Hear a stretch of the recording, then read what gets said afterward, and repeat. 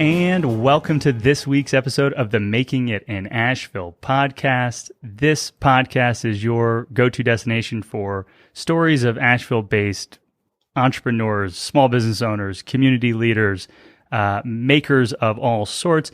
On this podcast, we sit down, ask them what they're making and how they are making it in Asheville, so you can learn and you can, see around the bend and grow together. We are working hard to build a community of creators, makers, and folks here in Asheville that are just trying to, make a business and enjoy the mountains and grow a community. And so today we have two really awesome guests, Tarleton and Seth, the founders, creators, makers of Garden Party, one of the most beautiful little spots on Haywood Street, West Asheville. Can we, I'll pass it to you both, whoever would like to go first. I'm seeing Tarleton. Maybe Tarleton, introduce yourself and say hello, and we'll get a sense of what is happening at Garden Party today. Awesome. Hi, I'm Tarleton. I'm the co-founder and creative director of Garden Party. We opened the business, Seth and I, together in August of 2018.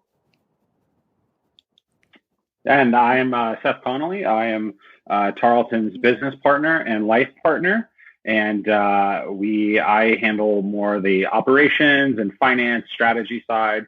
We're really excited to be here. So thanks for having us, Tony. It is so exciting to have you. We, my wife, Sarah, and I we are partners in life and in business as well. And so it's always fun to have a tandem guest set up. I think that there are so many stories and so many ways that we can have a conversation about growing a business, talk about having a business partner. It's like you spend more time with a business partner than a life partner oftentimes, and how complicated things can be when that business partner is also a life partner, how beautiful it can be when that person's also your life partner. So perhaps we start by talking a little bit about Garden Party today. After a wild 2020 and early in a business, I can only imagine how that's affected you. But what's happening now in your world today? What are you thinking about? And then we'll run back to the beginning of the business and how it started. Tarleton, you want me to take it away? Yeah, go for it. Yeah, so we are currently open. We have two, we have our retail store and then our website. The website, we always had a website starting a business, of course, but we weren't really selling a lot through there. It was more just, staking our claim on the internet. And then when COVID happened, we really leaned into that. So our physical retail space is at 315 Haywood Road in the Beecham's West development, which is sort of near Owl Bakery and Archetype, Gonchon West. If you're familiar with that area, and it's a really sort of up and coming. It's beautiful. Some people call it East West. East West, yes. Yeah. So East West Asheville for someone who hasn't necessarily the local vernacular. This is our second location. We relocated during COVID at the height of it in 2018, shut down in March and reopened in June. And since we've reopened, our business has changed a lot just in terms of it's grown and the momentum's on our side. Our new retail location is truly a flagship location, and it's something that we're super proud of. And I think that put us in a place where we're really focused on growth. We're really excited. We're starting a season of capital raising and expansion, and it's an exciting time. It is. And so if you were to discuss the types of products that you have in your retail store and online store, shopgardenparty.com. I'm looking at it right now. Beautiful website, beautiful retail location. What are you selling primarily? Our focus is on cannabis and cannabis adjacent products. So for us, being in a state where THC is still very much illegal, we focus on selling CBD products. So that ranges from anything with edibles, smokables, tinctures. And in addition to that, we also sell smokewear and accessories for smoking. And then, the third aspect to what we sell is, I think, products that you would enjoy when you're partaking in a smoke session. So things like candles and incense, really beautiful coffee table books, things that can inspire and enhance your whole vibe. We call it a lifestyle boutique. That wasn't when we opened in 2018. People ask, well, what is that? People still ask that. What is a lifestyle boutique? And we say, well, I guess it sort of depends on your lifestyle. But we're really trying to, what we're doing is creating a vibe and an experience that makes people feel comfortable in something that they're curious about, but maybe is taboo. So normalizing and elevating cannabis experience. And I love that. I think that you're probably right in the assumption that it might be in some circles taboo or unsure. And in just in looking at the space and in being in the space, and it elevated is the right word for it seems, right? You've created both a beautiful physical experience and website. Are any of these products, do you create any of these products? Are they, other brands where you're like a wholesale retailer?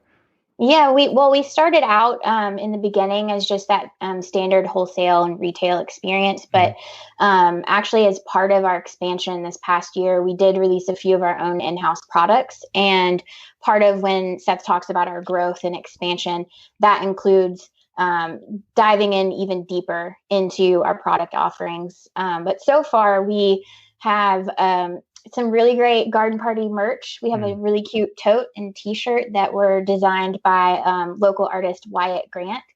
And then we actually released a line of CBD hemp flower. We call that Garden Party Blooms. And that's just jarred hemp flower.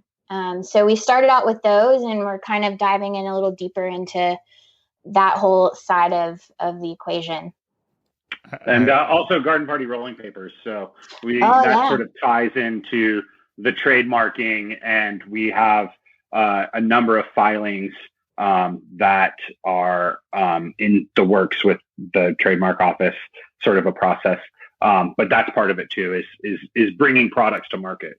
So we started off retail, but really realizing that our growth will be predicated on better profit margins and expansion and brand equity and market capture. So little by little, we're bootstrapping our way to more of those being garden party branded products. Sure. And I look forward to hitting a thesaurus and walking through each one of those concepts, because I think it's huge when looking at retail and the e-commerce and commerce in general of physical goods. You sort of have to get smart on numbers. You kind of have to get smart on margins. And I think, sales is something that I love and I'm always excited by. And some people find sales to be a little icky, but love beautiful products and love design. And, sales is a thing that happens after the fact.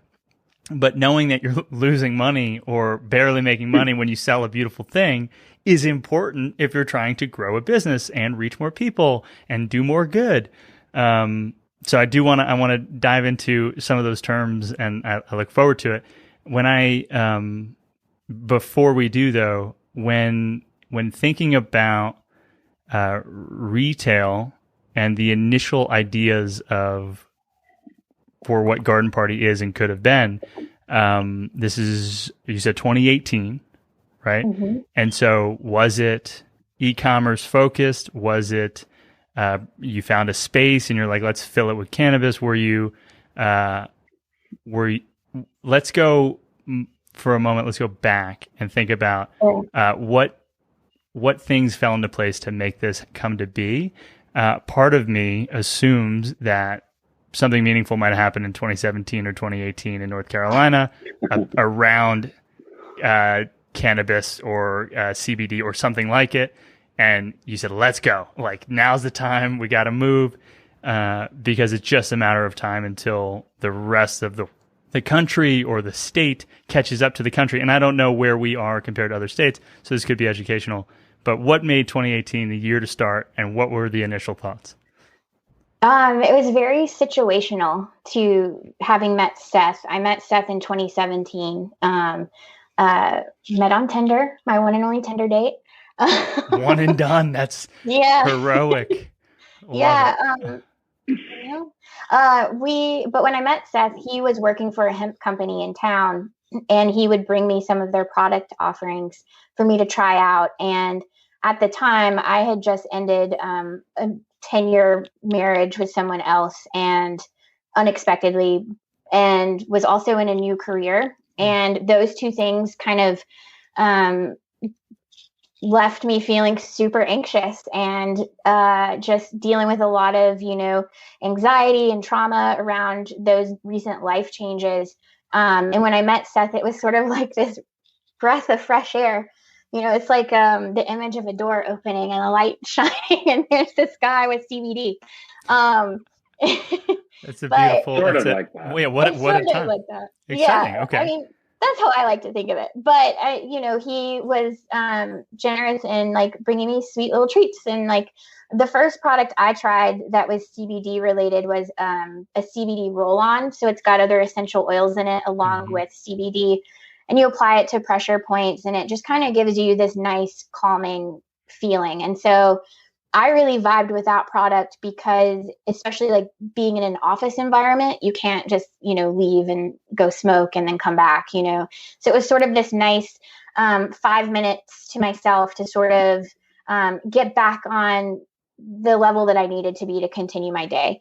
But the thing that I didn't necessarily vibe with was how the product was designed, and also the fact that a lot of CBD products are purchased in traditional head shops. And as a woman in her 30s, that's just not my vibe anymore.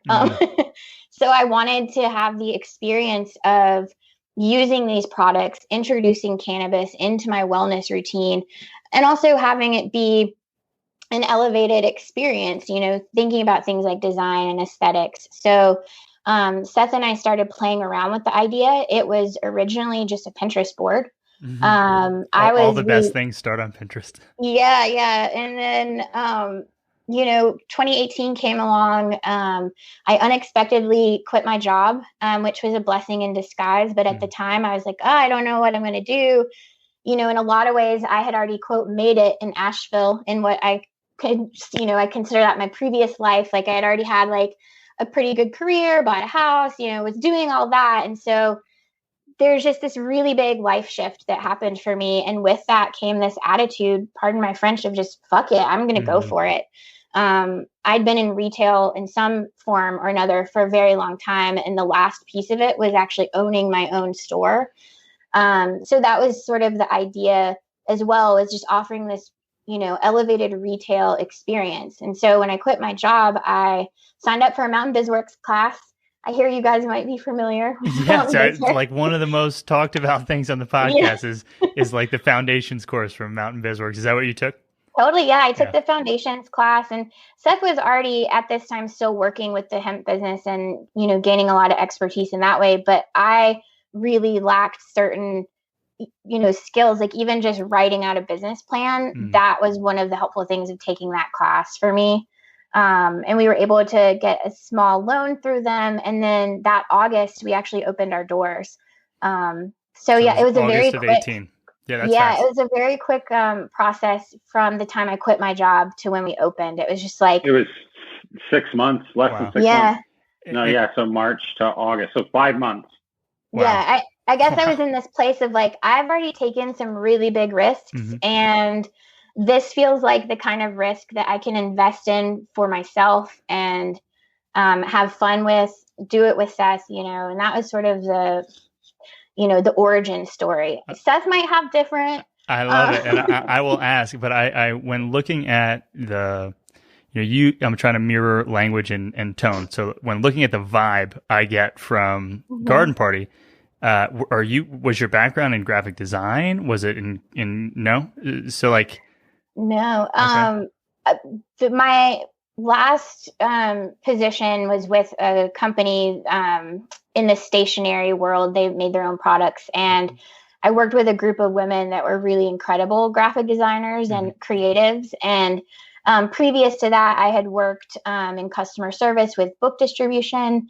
And I also managed an antique shop or two in town, and sold my own furniture. So for a while, I had this little side business selling mid-century furniture and vintage goods. This was like way back in the day before that was even a thing on Instagram, really. So I kind of have the design background that way. I also have an art history degree. So I think that lends itself to being able to recognize good design and beautiful things. Sure. I think Tarleton's actually just selling herself short here. She has an incredible eye for design. There's no question. on multiple levels, and really is in many ways the secret sauce to this in creating a good brand and a good interior design. And the thesis for Garden Party, as much as a personal journey, was also very much problem solution, right? We saw a problem in the market, and what a great opportunity to solve that in, for a market, a demographic that we're millennials. Tarleton's a millennial woman. So what a perfect person to speak to them. Yeah, and I think that this might be a perfect segue into the two minds of leadership. So as this is happening, 2018, Seth, how are you thinking about the world? How are you saying, that's a cool Pinterest board, but it's different when we need to actually buy product and then have a place to sell it out of and still make enough money to cover rent? I don't know if that's how your mind works, but in operations versus creative design, it's one thing to make a beautiful Pinterest board. It's another thing to get a bank loan, to put down a deposit, to make your first orders and not blow it. And so, what were you thinking those early days? Well, I was, during that time, I was experiencing a lot of success. In 2017, I was the first employee for a hemp company that experienced a lot of success through Instagram and grew really fast, really quick, which is also challenging in its own right. Sure. But I guess in some ways I was riding a high where it's like, I feel like I have the skill set to do this. Sure. Right. We've created one business. We've made products. We've sold products. We've marketed products. We can do this. And with Tarleton, it's just a deep well of faith and trust that she does have this secret sauce. There's an eye for it. There's something special there that you like. I think in a lot of times, a lot of variables in business is talent, right? We can go to school, we can learn, we can work hard, but talent is something that really is there. And so in the idea of, hey, we're going to start this business, I had a deep faith in myself and my own talent, but also in Tarleton's talent. So, her quitting her job was just like, this is the time. This is the time. And I was already in the ecosystem, so it made complete sense. And just trust, faith, right time, right place, right product, right person. A lot of things aligned. I have to agree. I remember that day that I quit my job really fondly, because such a scary thing and such a moment of like, no, I value myself. I value what I bring to this business, and I deserve better. I called Seth like shaking, and he's like, hell yeah, you did. That's amazing. Like, what's next? And having that support from him from the get-go really helped fuel a lot of my ability to just dive in completely with this. I love that. And the CBD market was really hot and was still hot. I'm gonna try and date stamp. Were there any major national or state level decisions around CBD in 2017? I don't remember, but I sort of 2018. At the end of 2018, there was a new farm bill signed in. There was a 2014 farm bill that sort of opened it up to pilot programs in each state to grow hemp. And that was the beginning of the sort of slow gray to white market of CBD. And then in 2018, it legalized it federally and declassified it in different ways. So it made it easier for farmers to access. And ultimately, that's a good thing for the business, but it also caused a really hard green rush. And then there's a real glut in the market. Ultimately, hemp and CBD is a agriculture commodity, and everybody wants to start a CBD brand, and it's a really flooded market. So there's pros and cons. It's progress is maybe 2 steps forward, 1 step back, but it's still progress. But 2018, the December 2018 is where it really started popping off. And then perhaps just in case someone has been on the fence on CBD, thinks it's the devil's grass, and somehow made it 15 plus minutes into this conversation, maybe is there a line in the sand that differentiates THC from CBD? It's hemp, but what is it? Just in case. Yeah. So in North Carolina, industrial hemp is defined as less than 0.3% Delta-9 THC. Delta-9 is the psychoactive cannabinoid that, when heated or decarboxylated, creates the psychoactive effects. There's also a lot of CBD and CBN. There's a lot of different parts of the plant medicine, but because that's the psychoactive component, that's how the law is written. So it's very specific. And ultimately, everything that's produced, manufactured, sold in this state is less than 0.3%. And that's hard because, 0.4% isn't going to send somebody off the rails. It's a very arbitrary number. And so there's now even more laws being put in place to bump that number up to 1%. Oh, wow. Or and then ultimately, once cannabis is federally legal, hemp can be more treated as agriculture commodity, CBD as a dietary supplement, and so on. And there are a lot of science words there, but when is the limit decided on state by state, that 0.4 moving towards 0.1? Is that like a state makes a choice thing? It's not like 0.8 blood alcohol or 0.08 blood alcohol thing? It is actually state by state. I'm not a lawyer, and this is a constantly evolving sort of gray area. Sure. But typically each state, even under the federal guidance, runs its own pilot program. Got it. So North Carolina is different than Tennessee, is different than Virginia. Sure. And there's some nuances to how they test it and how they classify it, how they would deal with hot hemp or something that disqualified it. But overall, it's still a gray area. Yeah. And they write these laws based on agriculture and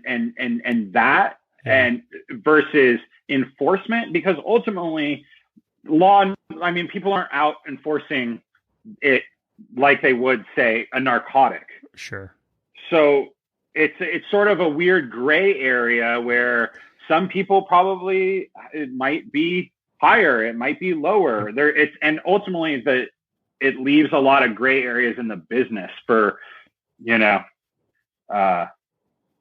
for good players and bad players. And I think that makes a lot of sense. And what it makes me think about is in that green rush, I like how you use that. I'm not sure if I'm familiar, but it makes perfect sense. In that green rush, there's probably been a rush to put a foothold into this market on the idea that what's the rule today probably won't be the rule 5 or 10 years from now. And if we can ride it out and make it, there's going to be a huge opportunity in the years ahead. And what that makes me think of is the commoditized CBD, Johnny's CBD company is probably not going to be able to ride the storm as long as a incredibly well branded garden party might. And so is that part of the reason why you lean so aggressively into brand? Because that's what my mind immediately says. Commodity is not going to make it long enough. Likely it needs to be a brand to get over whatever this gray middle area is. Yeah. And I think that's part of the problem that we are trying to solve is, people did see this as a way to make money. And so you rush into it. you can, rent any kind of space, pop up a little CBD shop and go to business. But there wasn't much thought behind what that business is going to look like, what the customer experience is going to be. So one thing that, has worked for us really well is offering a comfortable place for people to shop in that doesn't look sterile. It doesn't look like a dispensary. It looks like you would be coming into our living room. And that seems to be really working for us in that way. Yeah, and shout out to the YouTube channel where we are looking at your living room and office, and they are beautiful living rooms and offices. And I do think that it's, when saying the shopping at our store is like coming to our house, it feels right. I feel like that's a fair statement. And I think that, there are still those taboos attached to this, especially with us being in the South. And so offering a normalizing experience to people, one where, they come in, and sometimes we do still get a customer that will come in, look around, and be like, so what is this? And you explain it, and, either a light bulb goes off and like, oh my God, this is amazing. Or you can still see them tense up and be like, okay, cool, bye. And so part of what we're trying to do is offer the opportunity for people to incorporate cannabis into their life in a way that, is empowering and also does normalize this experience, because eventually I do think that, at least on a federal level, we'll be seeing, legalization efforts more and more. So it's like gravity. It seems like it's gonna work. It's gotta work. It's just a matter of when and how. Yeah. And I think that you're right. So, all right. So that was our little science / history of cannabis in North Carolina and U.S. So it's 2018. You take a Mountain BizWorks foundation course, and then you call a realtor. You buy a domain. What are these early days, early moments looking like, feeling like? Early days, I will say, I want to say, you might have to fact check me, but I think that we were the first CBD adjacent business that came to Mountain BizWorks to say, we have this happening. We'd love to receive some funding to get off the ground. So really, one of the first things we set out to do is really explain why we were doing CBD, because it was still kind of like also in the banking world. Sure. CBD is especially a gray area, and there's a lot of education with Mountain BizWorks and the lenders about our thesis and why our thesis had traction. Yeah, I can honestly only imagine the level of education and communication around anything that could even seem like a vice product that is niche or not Main Street in terms of who the customer is. And so being an early actor in that space seems like a good thing, but also seems like you probably had to do a lot of battling to communicate what was happening. It hadn't necessarily been validated. They hadn't had 3 wins in this space, or 100 like they might have with a pizzeria. Yeah, a little bit. And in terms of the space, my friend Leanne has been in the dry goods building.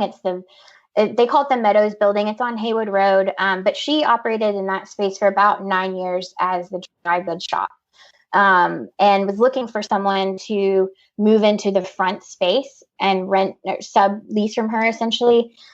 She has a full-time job and children, and was finding that she didn't have a lot of extra time to be running things there. So Leanne and I have worked together on and off for a long time, and it felt like it was the perfect sort of testing ground for this idea we had.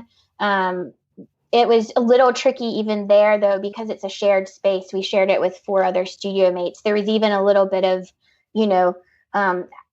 explaining what we were going to do in that way to them. One of our studio mates was like, so are you going to have bongs in here? And so it's a matter of explaining, yes, we are. But they're going to be really beautiful. They're not going to be cheap looking. They're, so there was there were their own little hurdles here and there with that. And it's interesting because I feel like that worked in tandem with my own experience of using cannabis. I'm pretty private in a lot of ways. And growing up, I remember sending my mom our business plan actually, and she's like, "Oh, this is great, but what are these pipes? What do you mean pipes? What are you doing with these pipes?" Well, like iron, like for plumbing. Yeah, I'm like, well, I guess we should talk. So it was interesting to have like my personal experience and going through the normalization process myself, which is still ongoing, and then have that coincide with trying to really explain to people that this is not going to be what happens when you walk into a standard head shop where there's just tons of tchotchkes, lots of cheap little things that just matchbooks. We have to explain ourselves a lot, and we have to educate a lot because it's a nuanced, and even in our branding and even in the name of our company, it's a bit subversive, right? People are like, "Oh, do you sell plants?" And we're like, "Yeah, like those different kinds of plants, right?" So they're all along, even in getting into the dry goods shop, there was these nuances of educating and sort of advocating for ourselves, explaining our thesis. And, from the time you got the Mountain BizWorks, took the class and got funded, it all sort of happened that summer. And then we opened, did the build out. That was exciting and stressful. And then opened August 30th. Mm-hmm. Those are so really you took the Mountain BizWorks class in maybe like May? I think of it actually ended in May, and then we went through the process of funding with them. Another part of that was pretty tricky was justifying the ask that we had in our original loan, because design was really important to the structure of how we wanted things to go. We ended up working with Carrie and Rob of Shelter Collective. They are a husband and wife team. Rob is an architect, Carrie is a designer. And I had met them. They actually moved to Asheville the same year that I did. And we had known each other on a friendship level. And I knew that I wanted to involve them somehow in this process. I'm really inspired by California and the design you're seeing out of there. And Carrie, I think Rob too spent some time out there. And so that kind of dictates their aesthetic a little bit. And so, we had to really justify that ask and say, like, we get that this looks like a lot of money to start with. And actually it's not, but we had to really do we put a lot into the retail space really early. They were sort of suspect of that at first. Do you mind sharing like an approximate what loan value you asked? $50,000. $50,000.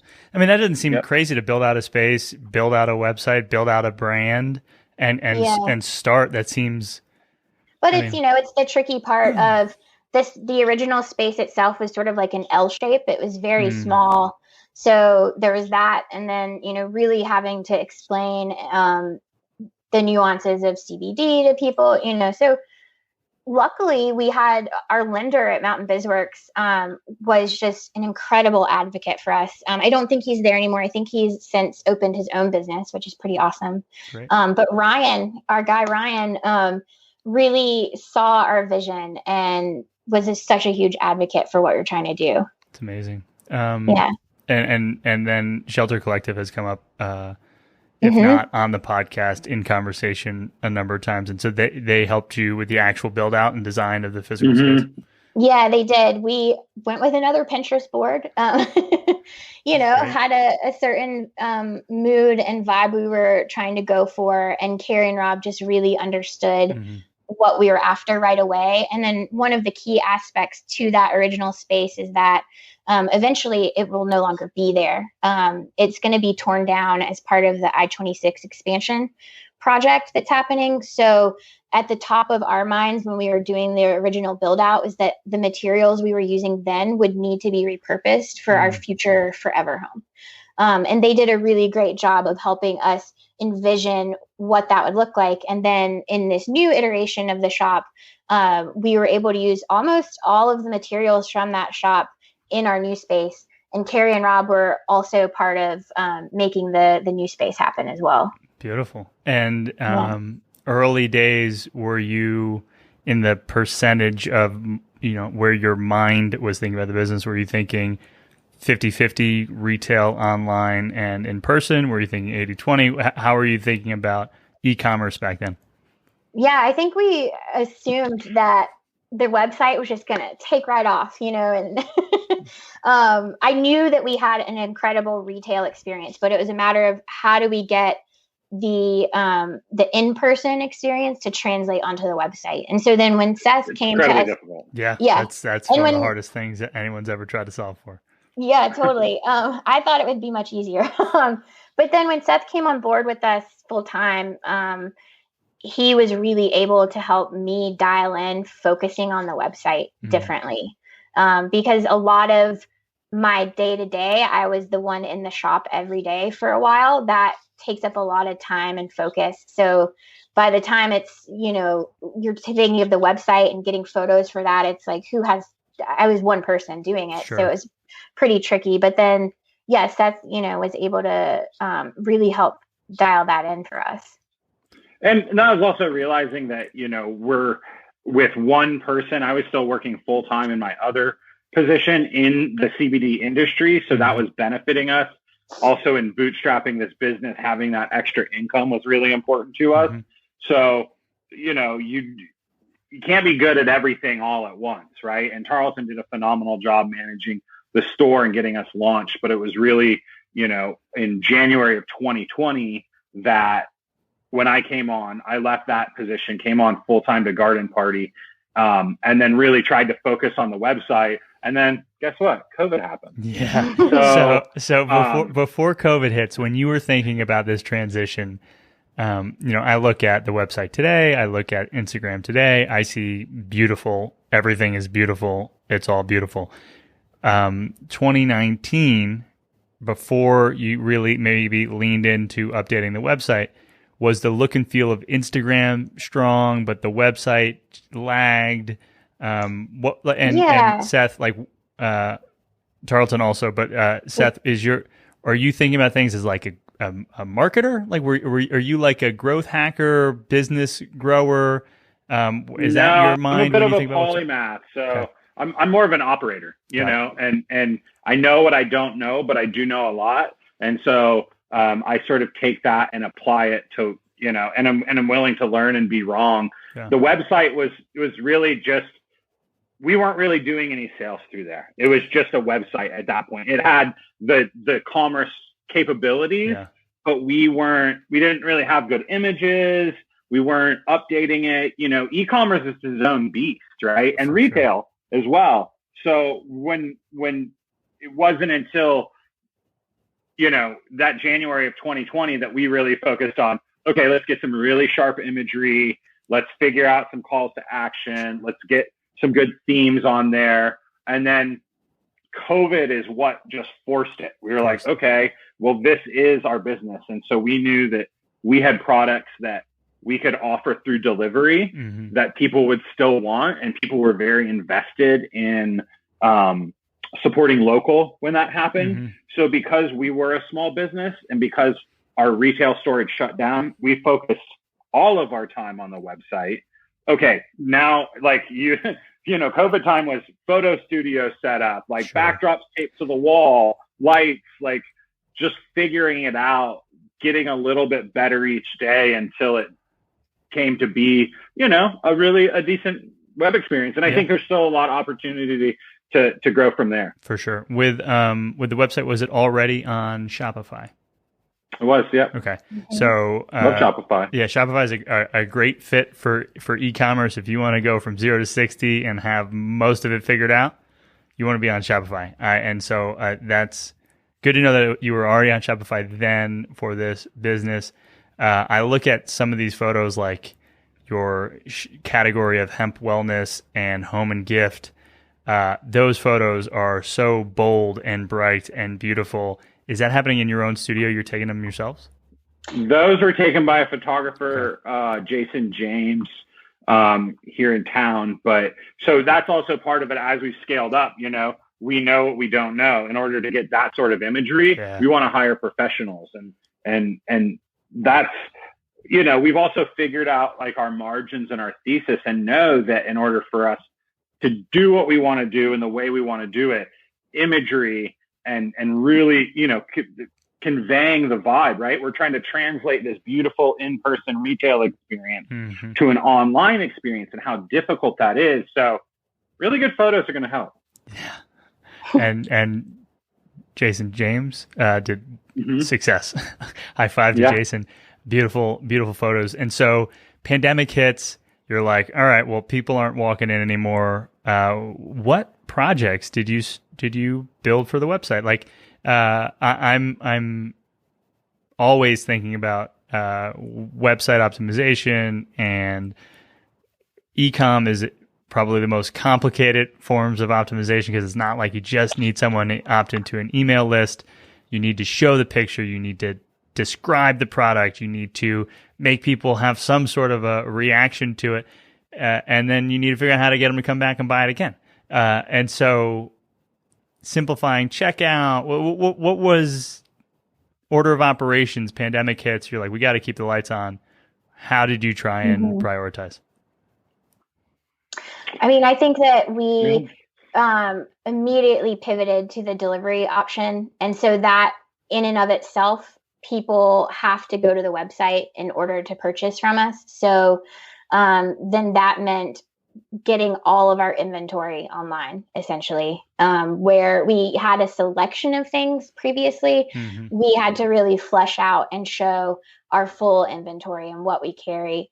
So then, getting better photos was really important.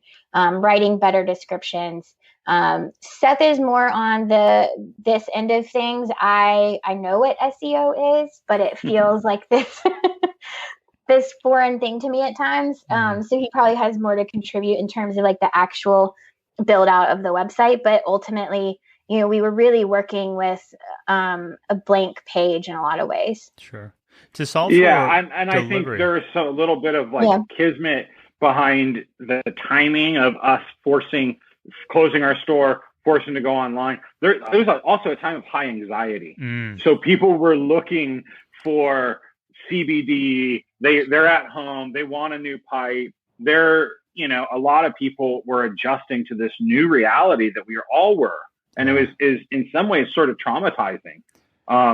So we were lucky in that we had products that helped people during that time. Yeah. So there was a little magic there: right time, right place, right product. Sure. And then technically, it was about like finding a better theme. Making different calls to action. I've learned a lot in, just the past year about e-commerce, and I thought I already knew a lot. I had already been working with Shopify, so I knew a lot of the like fulfillment and backend and apps and plugins side of it.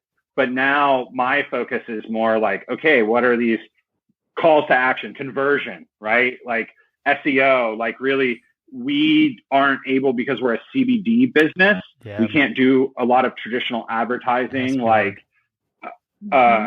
Facebook ads, Google ads, Instagram. So we're locked out. None of that at all.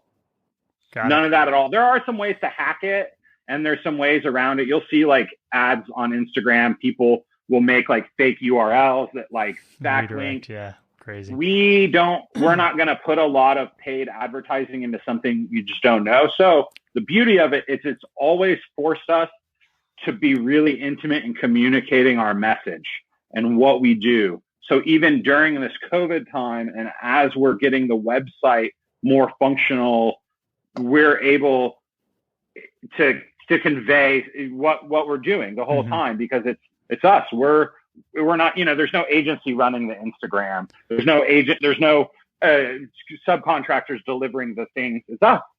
Yeah. That's part of the garden party appeal is that it's us. There is personal branding to it that I think actually make people connect with it more because it's personal. I think that is a great point. When you think about communicating who you are to your brand, is there a channel that feels most right, or a term I've used is like your first language? Is it Instagram? Is it an email newsletter? How do you feel like you communicate best? I mean, it's definitely Instagram. And as much as our business relies on Instagram, we do also invest in other platforms, especially knowing like our biggest platform has to be our website. Ultimately, we can't be relying on things like Instagram to keep us afloat. Mm-hmm. So we do utilize a newsletter system. I like to joke that it's the longest newsletter ever, because I think that other marketers would be like, keep it short, but I go all in. We have a monthly newsletter. People reply to it. It works. Yeah. Yeah. I would disagree with keep it short. I think. Okay, good. Yeah, I think that you're doing great. I would even say keep it long and increase the velocity. So more than once a month. In an ideal world. Yeah, we're like trying to stick with once a week right now. Heard. Yeah. That's a strong once a week. Strong once a week. Have it have a reason to be opened. Mm-hmm. That's great. If you can do that, that's a ton of content. That's a ton of work, but that is the channel, right? No one can take that from you. Facebook can't change an algorithm and mess up your emails. Yeah, and so Facebook or Instagram is definitely where we communicate, but we have even seen in the evolution of business in the past 2.5 years, how that's commodified and manipulated and the algorithm. And it's really designed to sell ads. That's the platform. So, Facebook is using content that we put out to suppress that. It's a love-hate relationship. So we're, email, we've just started doing SMS marketing. Oh, cool. We now have a texting funnel. Yeah. So we're excited about that. TikTok, we're on TikTok. We're TikToking. LinkedIn's in there somewhere. Sure. With there'll be some YouTubes somewhere, right? Like, it's hard to do it all on a limited budget and time. And with limited people. Okay. So text, I didn't see it on the website. Text is from your bio, link in bio on Instagram. Yep. Cool. Text messaging is a communications medium that I don't believe we talked about yet on the podcast. I do think that it is probably, they say, leave it to marketers to ruin everything that's good. And so, with an email list and a strong brand and a great relationship, like, I don't know what East Fork's open rates are, but I'm sure they're high. But that might be 30%, right? 34% would be like incredible as a brand. But text messaging is like 98% open, right? Or like 100. Yeah. You're always going to click on that message, even if it's just to like, get rid of the notification. Get rid of the notification. There's I know some people that leave a messy text message inbox, but not a lot. Almost everyone has a messy email inbox. And so I do think that the future of communication, especially in hyperlocal and a small town instance, is via SMS. How did you get started? What are you trying to do via SMS in your business? Do you want me to answer, Charles? Go for it. This is you. I was a big advocate for SMS texting. So, I mean, obviously it's about like owning your audience and being able to control that messaging directly. Mm-hmm. And, I had also subscribed to, as texting became popular and the platforms came out, there was people that, text me, right? So I would sign up for that text and get in the funnels and experience that. Yeah. And so knowing how I communicate and how effective it is for the open in the attention. So we're still early. I think we've sent one text out. Oh, cool. We just launched the texting, like 2 weeks ago? Yeah. 2 weeks ago, even though. And the platform we're using is really new as well. I was going to ask. I think that they probably discovered us so we use this platform for some of our buying called Bulletin. Okay. And one of the former employees at Bulletin started this platform called Norby. And they hit us up, and Seth took, what was it, like a quick virtual Zoom meeting? Yeah. It's sort of a bio. And Tony, I'd be happy to talk more about it. I think it's better than link in bio by later. Norby. I think it's better than Linktree. It's interesting because I clicked on your link and I'm like, okay, I've never seen Norby.live. This is interesting. What is Norby.live? It's like a full landing page. You've got is. the SMS, you've got the email signups, it's just creating landing pages and different drops. It's very savvy. It's more versatile. It's not perfect. but I actually think it's better to go from there to the Norby landing page than there to link in bio or there to Linktree. So I'll we're still learning, but it's great. Perfect. Yeah, I like it. There's some full size, high resolution images on this. So shout out to Norby. I don't imagine that they're in North Carolina based business. Shout out Norby. Give me that referral. Yeah, like tell them where you heard them. Garden Party, get some referral links. But this is it's beautiful, and I am pro anything that empowers high touch relationships with customers. I believe in brand. I believe in investing in things that support treating your customers like you care about them. So this all makes sense, and it's beautiful.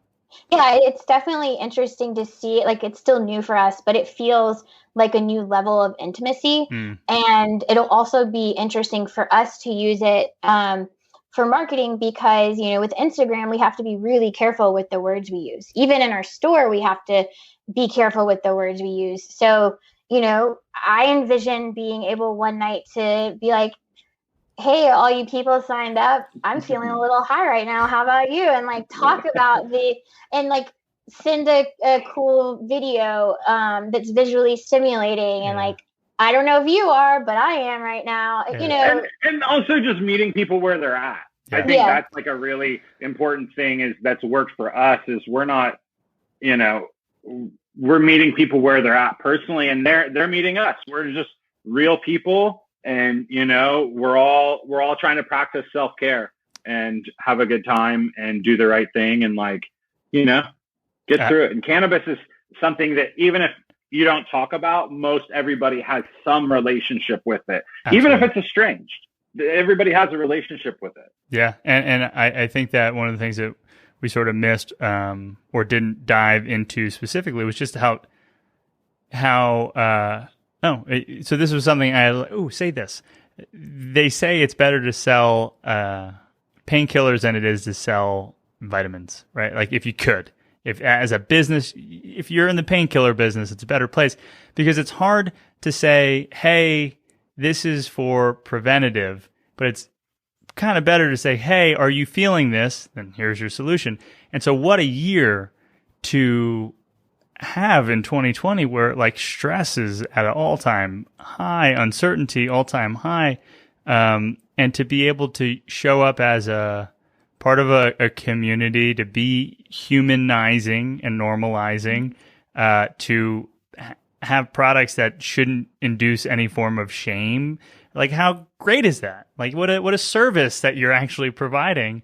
I love it. What 2021 I have to imagine will continue in that vein. What to transition from past and present? What are some of the things that you are thinking about for 2021? Oh, 2021. Well, we're there now. We're here. There now, yeah, right? Almost we're days away from Q2, which is I think about the world time? 13 weeks at a time. This is wild to me. Whereas it's the most spring-like. It might be 70 degrees out as we're recording this episode. What are we thinking about for the rest of this year? We're thinking about a lot right now. We are in this phase of growth, and we're looking for a strategic investor in the business. And that means that Seth and I are doing a lot of overhead view of the business right now, rather than being in it and doing the day-to-day management of it. We still have to do that too. But now we're also okay, we've got this model, it's working. 2020 was sort of getting Garden Party 2.0 up and running. Did that. So now what is 3.0? And in order to execute on some of the things we'd like to do, we will need some more capital. Cash flow is always something that's really tricky for a retail business. So for us, that does mean, I think we already mentioned it, but more products that are made in-house. We also, I will say we've started, our equity initiatives began from the beginning in 2018, but in 2020, obviously we saw a lot of impact happening in terms of the cannabis community and how it talks about using weed and who gets to use it and who doesn't, who goes to jail for it, who doesn't. And so we, in 2020, doubled down on our efforts to be the kind of cannabis and cannabis adjacent business that has these conversations about the fact that, Black and Latina folks the number of incarcerations is just much higher than it is for a white person. And so acknowledging our privilege, how do we use that privilege to operate this business responsibly? So that's another part of 2021 that we're looking into as well, is how do we continue our equity initiatives? That means, wanting to be able to pay someone a living wage if we can't pay ourselves a living wage eventually, but also being able to continue having these conversations in our community as well. And, go ahead. I was going to say, and really for us, I'm personally very excited about a post-COVID world. There's a lot of wound up energy and a lot of things that are going to happen that we sort of forgot about. We've had our neural pathways grooved for the past year to be distant and not close. And the second half of 2021, I think, is going to be pretty wild and pretty exciting. So we're gearing up for in-person events, brand activations.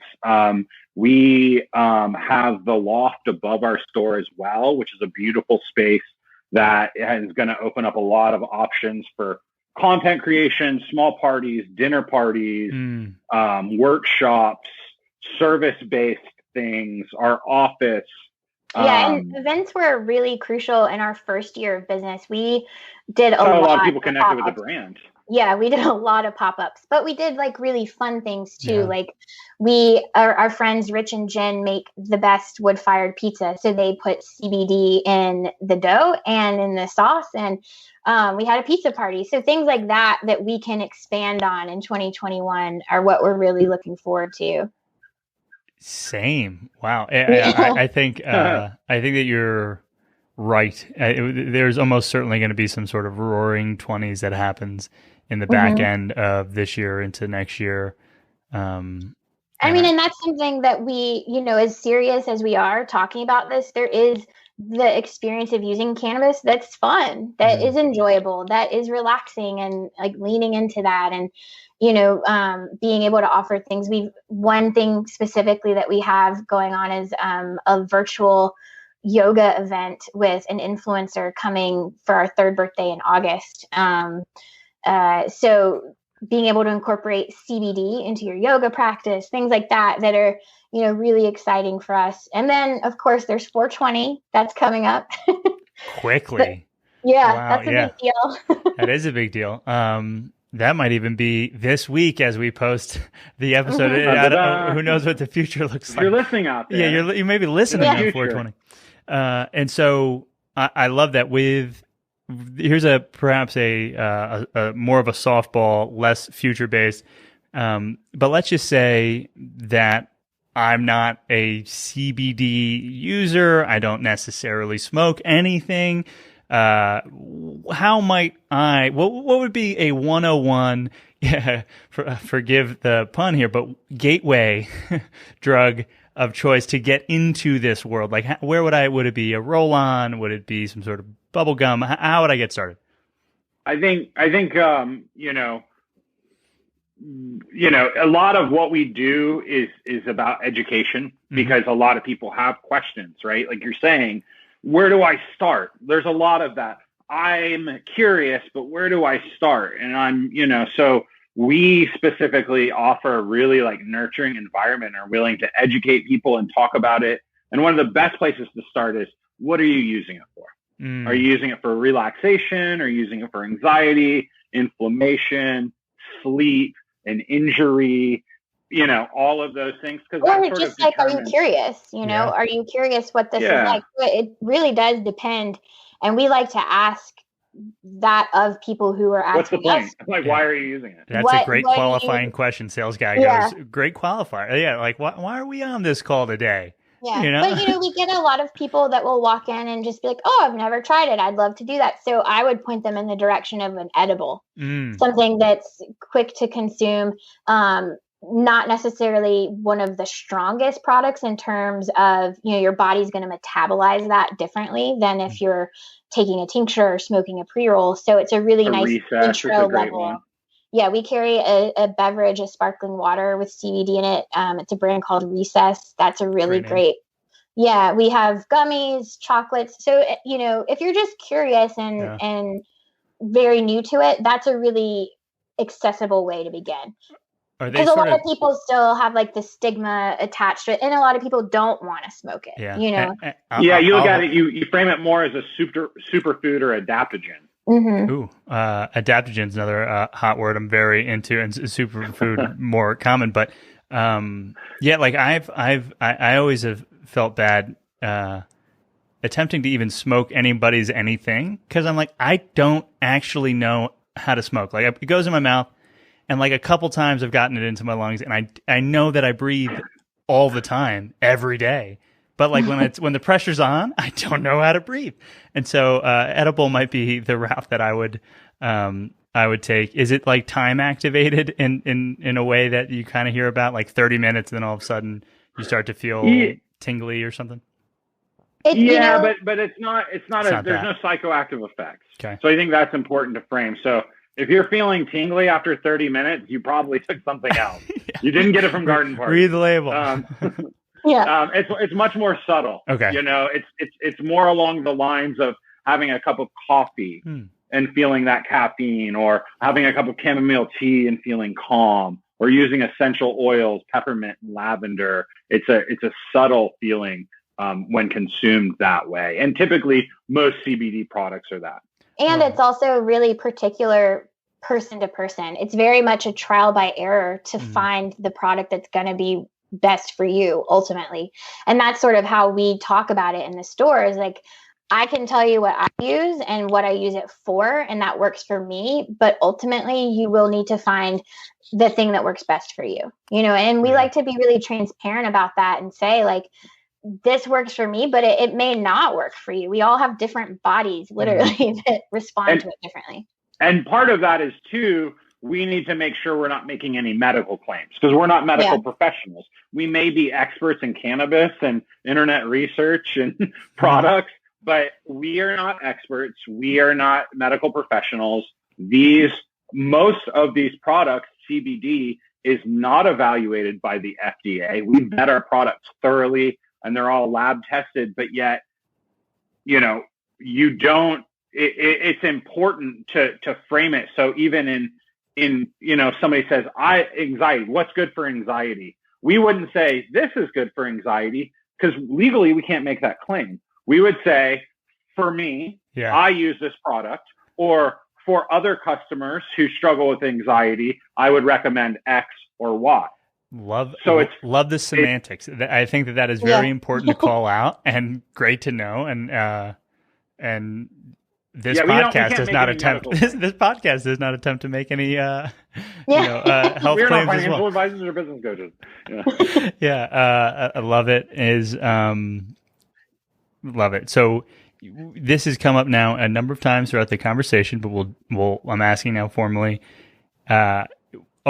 Always a part of our episode, word association. I'm going to start with Tarleton. Venn diagram, 2 words. We're talking about the middle area, Asheville, and then the word community. What shows up in that middle for you? What do you think about? Oh, that's so hard. Go to Seth. Okay.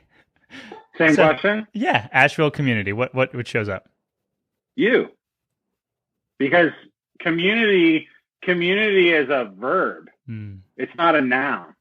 Community is a feeling. Community is something that can't honestly be measured in many ways, through what we would, it's subjective in a lot of ways. There's people who feel a close sense of community here in Asheville, and there's people who feel really a lack thereof.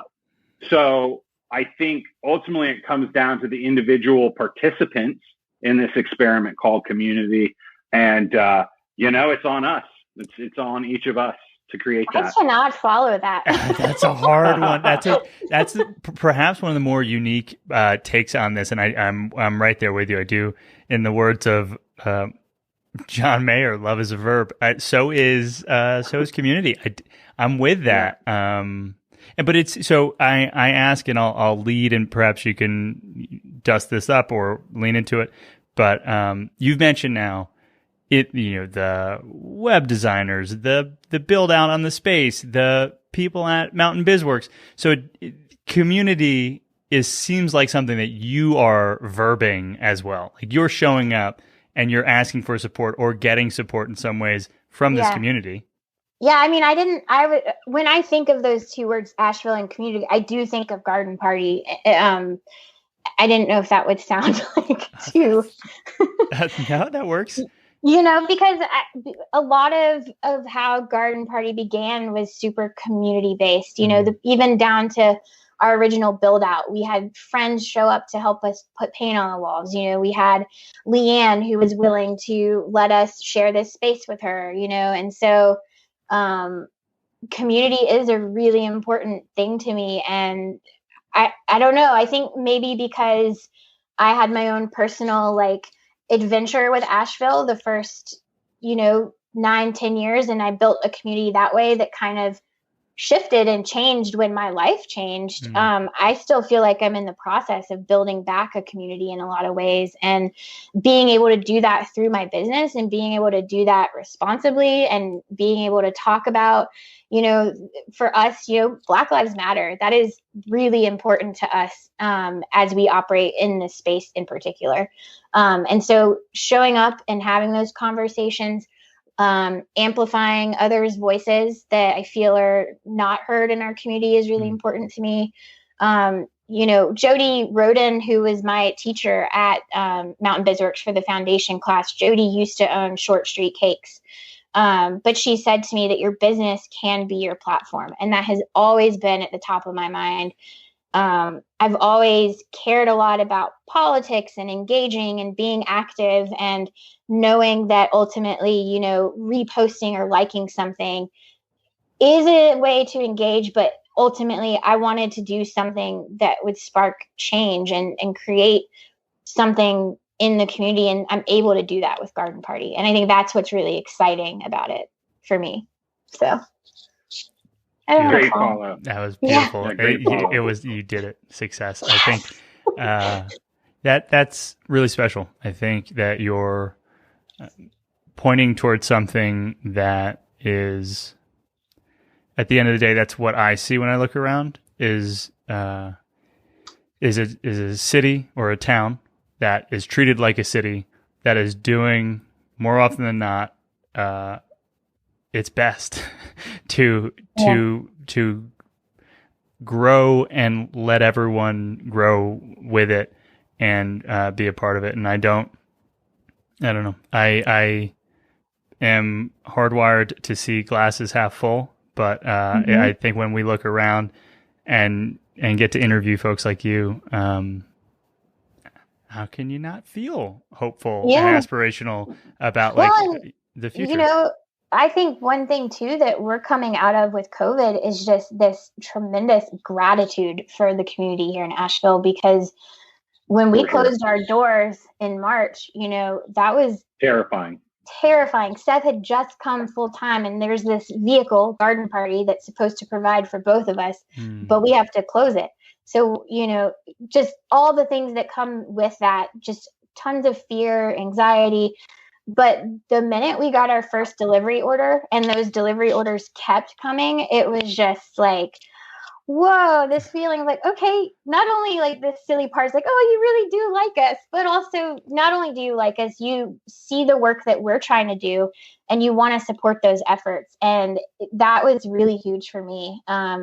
We have certain customers in the beginning of COVID that would repeatedly place orders, sometimes twice a week. And I know their names. I am going to have a seafood tower delivered to them when I can afford to, because it's just or something fancy will happen for them, because they really gave us the fuel that we needed to keep going and pivot in a different direction. Because we could have easily given up in a lot of ways and just been all right, on to the next, but or just failed. I mean, ultimately our business is predicated on sales.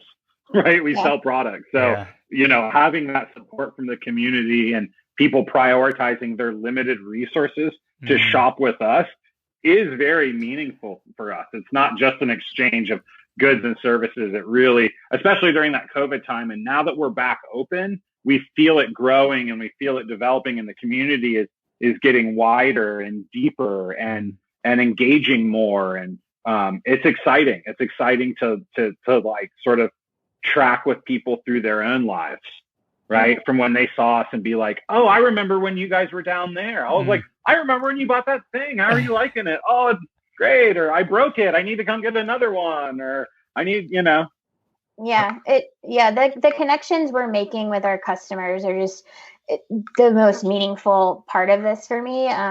We had a woman come in earlier this week. She's in her 50s, has never smoked before, but wanted me to give her the rundown. She was super like anxious about asking like all the questions, but at the same time, I loved that experience because I was able to, I too, at some point in my life, didn't know how to use a pipe.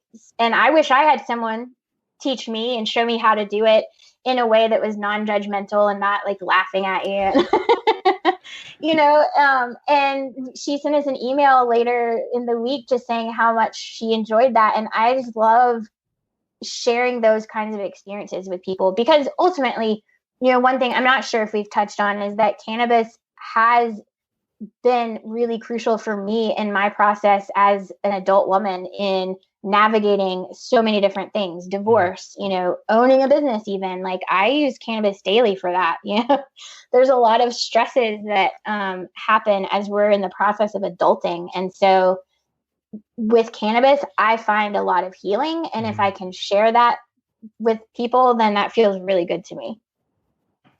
I hear that.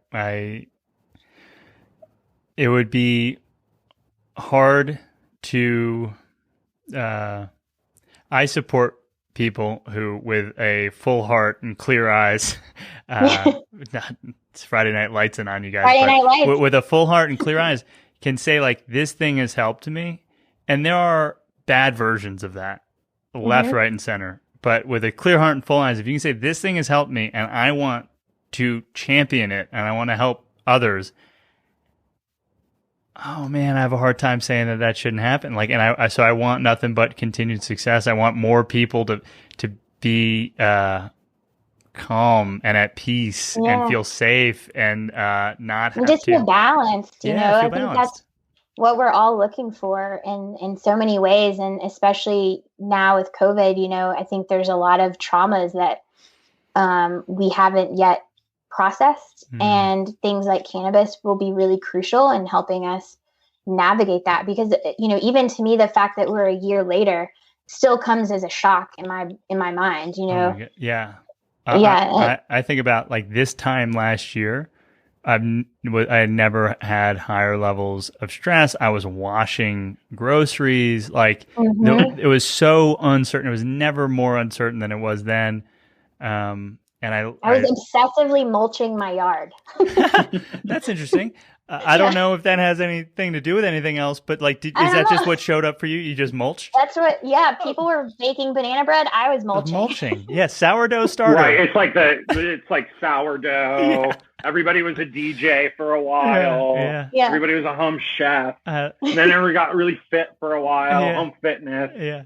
Mulching was the passion project. Mulching. Well, hey, I think that's beautiful. I so many questions about mulching. I'd imagine you need a mulcher, but that's another conversation. With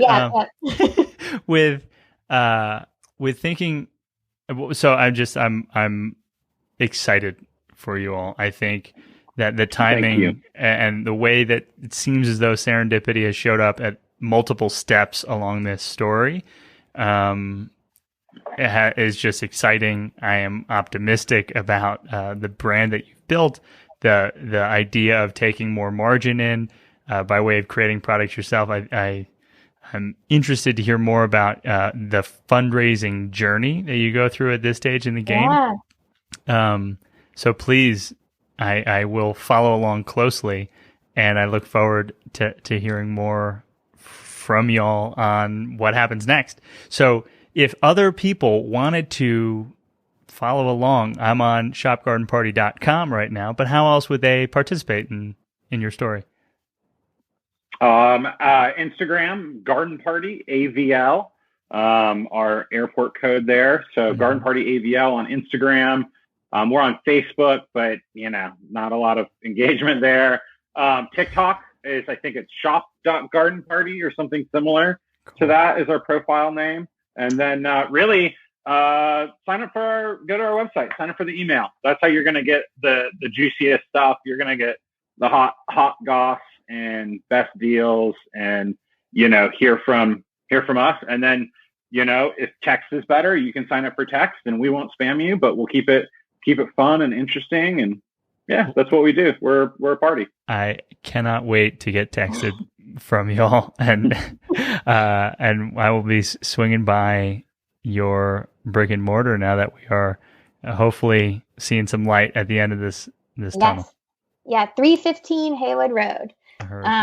We're across from Ambrose. Ambrose. Is that the name of it? It's not that we got to come up with a different name. We got to say we're down the street from Owl. It's for sale. Yeah. Oh, we're next to Playdate Goods. Next to Playdate. We got to edit this out, but we can't reference other businesses to our business. It's got to be, we're in East West Asheville near Beecham's Curve. Yeah, you are the curve of Beecham's. What a great conversation. Thank you both for making time today. Yeah, Tony, thanks so much. Really appreciate being a part of this. And, I've listened to a lot of episodes. I listened to the very first. Don't tease me. And, so that was a bad audio on that. We've been witness to your journey as well in growing your business. And this is a platform. So feel grateful and lucky to be a part of it. And thanks for helping amplify what we do. Really appreciate it. Oh, and also I think that we have a special little discount code. I don't know how you want to integrate this in or not, but since and if this is still coming out at 420. Yep. It's making it 15. Making it 15. All caps, making it 15. Discount code, one time per customer. We'll get it up there when this podcast launches. Come through. I love it. So thank you for making it to the cheap seats of this episode. You just got your discount code. We're going to hide it other places, either on the show notes page, in our email list. So if you made it this far, you earned it. Get some text messages and go get some CBD at our neighborhood spot, and let's party in the garden. Thank you both so much. Thank you. Cool. So we did it. We did it. That was a podcast. Success. Awesome. Oh my goodness. Yeah. How do you feel? Good. That was so I'm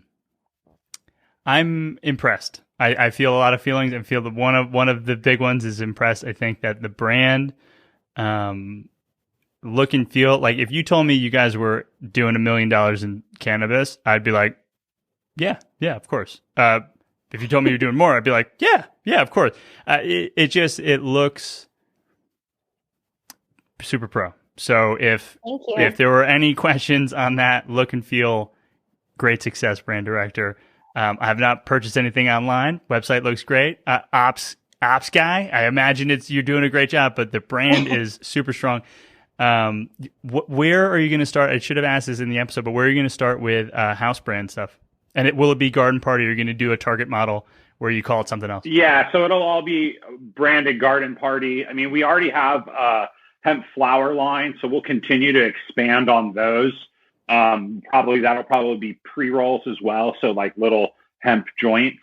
And then the two products we'll have coming out this summer are a CBD roll-on. It's an essential oil roll-on, similar to what Tarleton described. It's a functional fragrance, which I'm very functional fragrance. Don't mind my shoulders.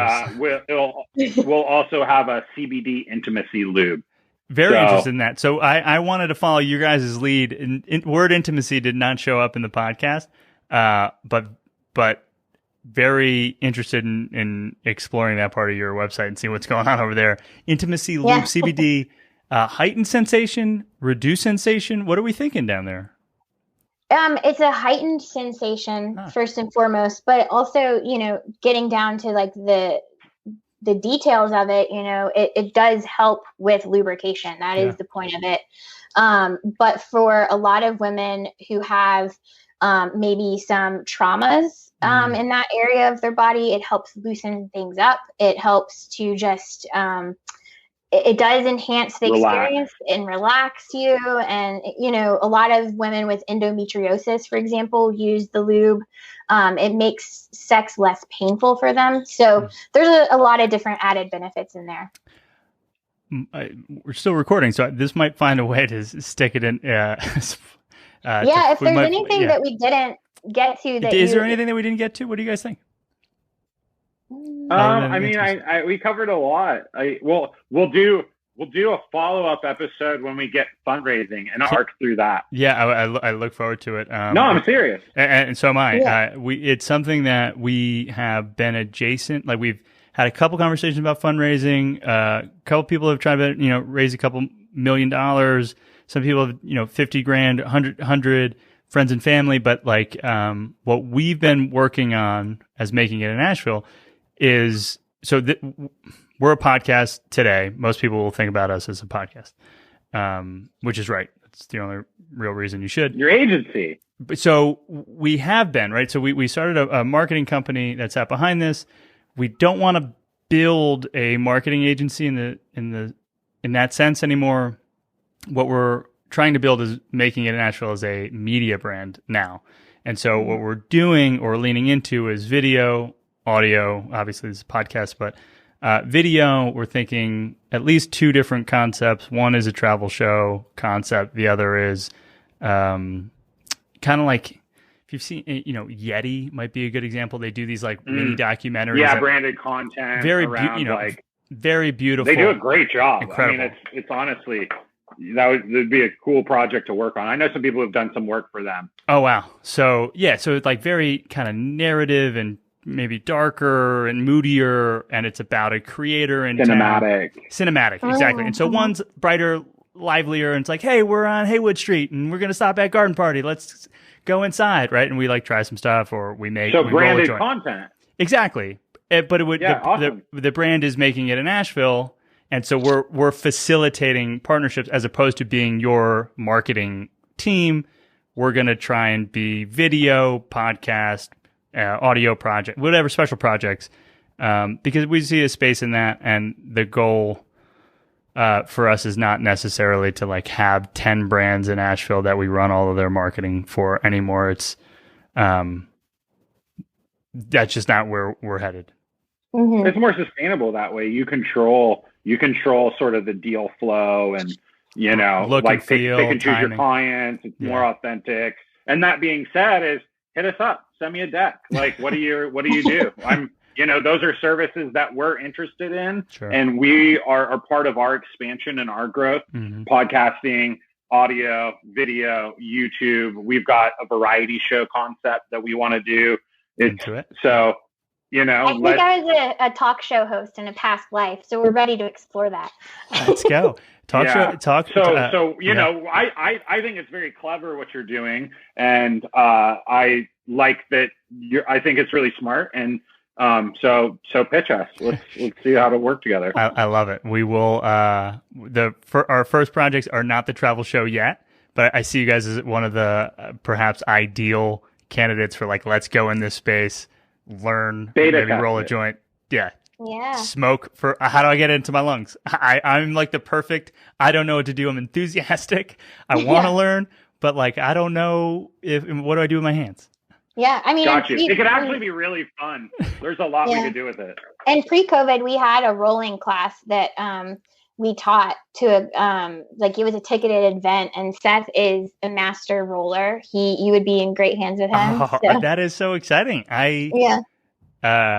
So we a million ideas. I will come to y'all first as we pitch the initial partners on this travel show concept. That's awesome. Yeah, totally. Think of us. Really appreciate being on here. Thanks, of course. Tommy. And so we'll formalize whatever so it's Making It 15. That'll be in emails. That'll be on social. Yep. But we'll try and get people to consume the episode in some way before they get it, but also just give it away also. Cool. Yeah, totally. And that's cool. I don't know how many codes you guys end up doing on the show or whatever, depending on the customer. But yeah, so we haven't done it in a while, in part because when we first got started, what we found was that the people who joined our email list for things that were promotional and giveaway-y left our email list fastest. Right. And we didn't want to necessarily commoditize what we were up to and make it seem like, hey, we interviewed them so that we get commission on whatever the thing is. A pay for play. Yeah. And our initial goal was like community. And now we're trying to making it in Asheville pay for itself. So we're very open to sponsorships, very open to affiliate relationships, and we're at this long enough where I think you could look at our body of work and know that we are about the right things. We're just trying. Sure. We have 3 contractors that we pay, and we want to make sure that we can pay them more and grow so they can grow with us. The same thing as you guys. Yeah. Yeah. Yeah. Love it. Well, I am happy Friday. We got a beautiful day. I know. Enjoy it, and thank you for the time. Yeah. Thank you thanks so for having much. us.